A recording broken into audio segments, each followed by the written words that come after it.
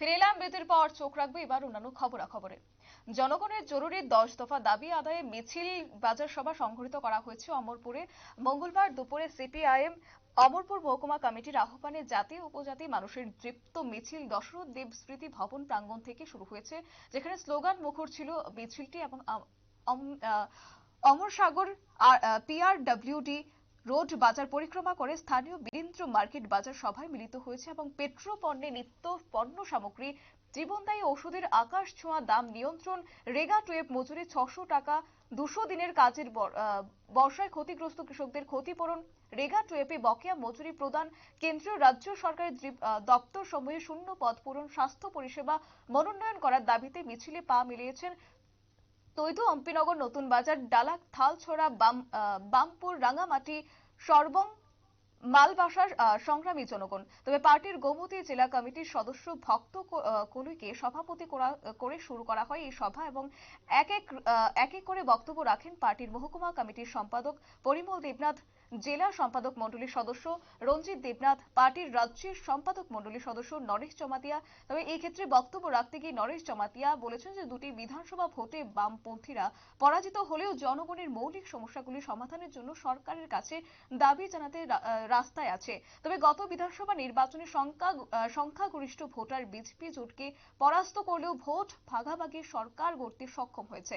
দুটি পরাজয়ে বাম কর্মী সমর্থকরা খানিকটা বিমর্ষ, তবুও ভোট গণনার পর থেকে রাজ্যের বিভিন্ন প্রান্তে মানুষদের দৈনন্দিন সমস্যাগুলি মিছিল, সভা, জমায়েত, ডেপুটেশন সংগঠিত করে সরকারের নজরে নিচ্ছে। তবে গোটা বিষয় সম্পর্কে সংশ্লিষ্টরা কি বলছেন শুনবো। তারা আবার আসতে চাইতে আছে আমাদের সঙ্গে কি করা।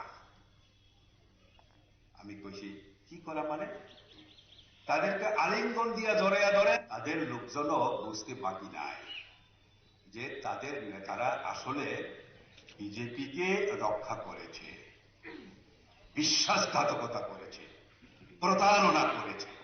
ফলে সেদিন আমি জম্পুইজলা গিয়েছিলাম গণমুক্তি পরিষদের মহকুমা কমিটির মিটিং করতে। 5টা লোকাল কমিটির সেক্রেটারি আমার কাছে জানতে চায় যারা এক সময় আমাদের সঙ্গে ছিল, যারা গণহারে মাথা।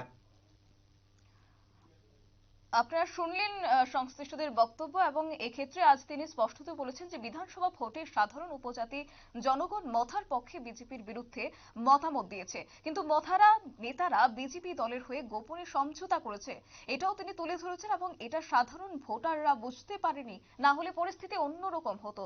নরেশ জমাতিয়া এও বলেছেন যে বিজেপি সম্পূর্ণভাবে উপজাতি, তপশিলি জাতির সহ সাধারণ জনগণের সমস্যা সমাধানে হিতাকাঙ্ক্ষী নয়। পাহাড় সমতলে কাজ খাদ্যের অভাব এছাড়াও বিভিন্ন কথা বক্তব্যের মাধ্যমে তিনি আজ তুলে ধরেছেন। নিয়েছে ছোট্ট একটি বিজ্ঞাপন বিরতি, সঙ্গে থাকুন।